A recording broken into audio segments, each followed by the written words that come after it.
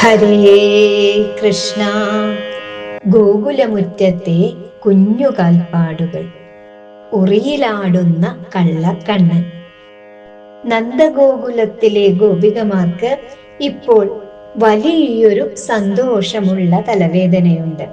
സ്വന്തം വീട്ടിലെ വെണ്ണ കട്ടുതിന്നു മതിവരാത്തതുകൊണ്ട് ഉണ്ണിക്കണ്ണൻ ഇപ്പോൾ കൂട്ടുകാരെയും കൂട്ടി അയൽപക്കത്തെ വീടുകളിലേക്കും വെണ്ണവേട്ടയ്ക്ക് ഇറങ്ങിത്തുടങ്ങിയിരിക്കുന്നു. എങ്കിലും ഈ കുറുമ്പനൊന്നു വന്ന് തങ്ങളുടെ വീട്ടിലെ വെണ്ണ കട്ടെടുത്തുവെങ്കിൽ എന്ന് ആഗ്രഹിക്കാത്ത ഒരൊറ്റ ഗോപികയും ആ അമ്പാടിയിലില്ല എന്നതാണ് സത്യം. അങ്ങനെയൊരു ദിവസം അയൽപക്കത്തെ ഒരു ഗോപിക വെള്ളമെടുക്കാൻ യമുനാ നദിയിലേക്ക് പോയ തക്കം നോക്കി നമ്മുടെ കള്ളക്കണ്ണൻ കൂട്ടുകാരെയും കൂട്ടി ആ വീട്ടിലേക്ക് പതുങ്ങി ചെന്നു. വീട് ശൂന്യമാണ്. അകത്തു കയറിയ കുറുമ്പൻ ചുറ്റുമൊന്നു കണ്ണോടിച്ചു. ദാ മച്ചിലെ ഉറിയിൽ വലിയൊരു കുടം നിറയെ പുതുതായി കടഞ്ഞെടുത്ത വെണ്ണ ഇരിക്കുന്നു. ഉറി നല്ല ഉയരത്തിലായതുകൊണ്ട് കണ്ണന് വേഗം ഒരു ബുദ്ധി തോന്നി. അവൻ കൂട്ടുകാരെ കൊണ്ട് അവിടെ കിടന്ന വലിയൊരു മരവുരൽ ഉറിക്ക് താഴേക്ക് നിരക്കി നീക്കിയിടിപ്പിച്ചു. എന്നിട്ട് അതിന്റെ മുകളിൽ ഒരു കൂട്ടുകാരനെ നിർത്തി. അവന്റെ തോളിലേക്ക് ഒരൊറ്റ കയറ്റം. ഇപ്പോൾ കൃത്യമായി ഉറിയുടെ ഒപ്പമെത്തി.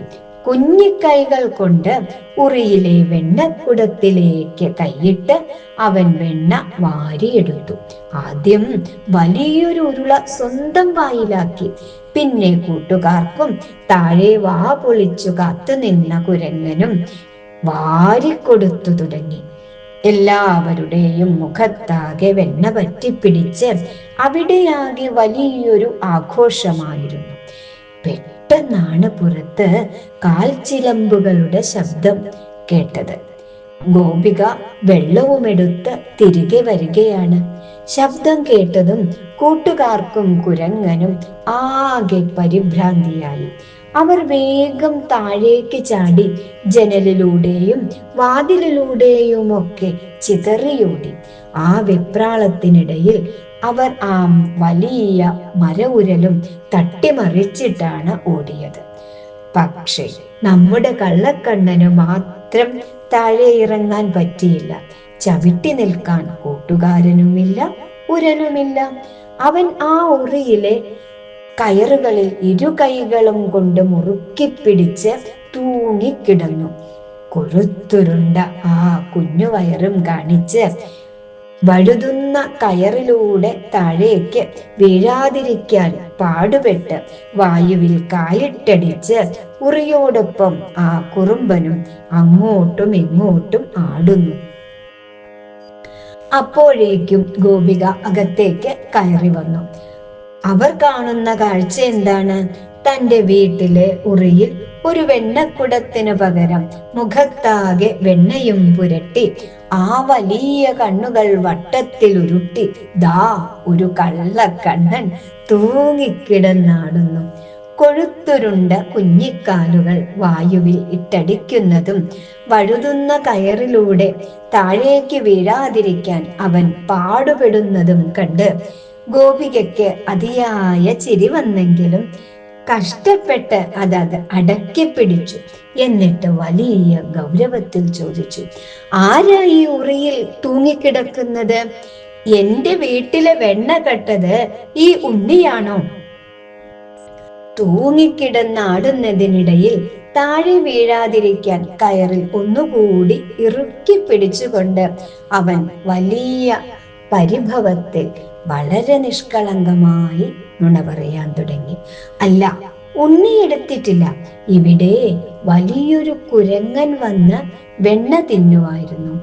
അവൻ ഓടിയപ്പോൾ താഴെ നിന്ന ഉരലും തട്ടിമറിച്ചിട്ട് പോയി. ആ കള്ളക്കുരങ്ങൻ ഉണ്ണിയുടെ മുഖത്താകെ വെണ്ണയും തേച്ചു. ഇതു കേട്ടതും ഗോപിക അടുത്തിരുന്ന ഒരു ചെറിയ വടിയുമെടുത്ത് വീണ്ടും ഗൗരവത്തിൽ പറഞ്ഞു, ഓഹോ, കുരങ്ങൻ കട്ടതാണല്ലേ. എന്നാൽ ഈ വിവരം ഞാൻ നേരെ പോയി യശോദാമ്മയോട് പറയാം. അമ്മ വന്ന് ഈ കള്ളക്കുരങ്ങനെയും ഉണ്ണിയെയും ശരിയാക്കിക്കൊള്ളും. യശോദാമ്മയുടെ പേര് കേട്ടതും കയ്യിലെ വടി കണ്ടതും കള്ളക്കണ്ണൻ ശരിക്കും പേടിച്ചതുപോലെ അഭിനയിച്ചു. തുടുത്ത കുഞ്ഞു ചുണ്ടുകൾ വിറപ്പിച്ച് താമരക്കണ്ണുകളിൽ കണ്ണീരുരുട്ടി വലിയൊരു കരച്ചിലിന് വട്ടം കൂട്ടി. വേണ്ട, അമ്മയോട് പറയല്ലേ, ഉണ്ണീനടിക്കല്ലേ. പേടിച്ചരണ്ട ആ മുഖവും കരയാൻ തുടങ്ങുന്ന കണ്ണുകളും കണ്ടപ്പോൾ ഗോപികയുടെ ഗൗരവമൊക്കെ ഒറ്റ നിമിഷം കൊണ്ട് വെണ്ണ പോലെ അലിഞ്ഞില്ലാതായി. ചിരിച്ചുകൊണ്ട് അവർ വടി താഴെയിട്ട് ആ വെണ്ണക്കള്ളനെ ഉറിയിൽ നിന്ന് വാത്സല്യത്തോടെ താഴെ ഇറക്കി.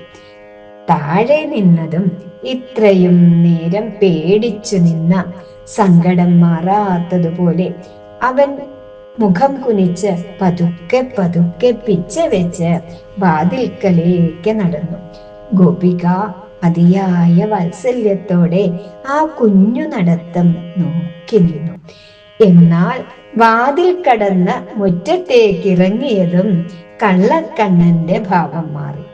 പെട്ടെന്ന് തിരിഞ്ഞു നിന്ന് ഗോപികയെ നോക്കി കവിളുകൾ വീർപ്പിച്ച് കുഞ്ഞിക്കണ്ണുകൾ ഇറുക്കി അടച്ച് നാക്കുനീട്ടി വലിയൊരു കൊഞ്ഞനം കുത്തി.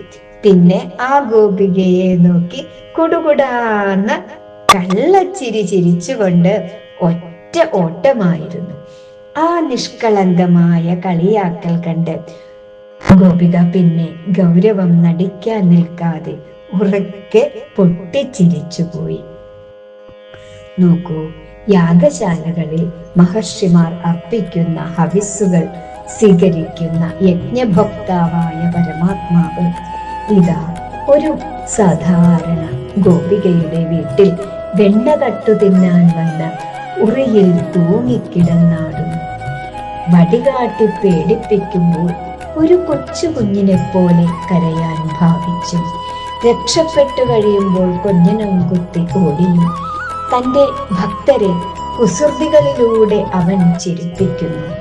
സർവേശ്വരന്റെ ഈ വാത്സല്യലീലകൾ കണ്ട് ആ ഗോകുലം മുഴുവൻ ആനന്ദാശ്രു പൊഴിച്ചു നിന്നു.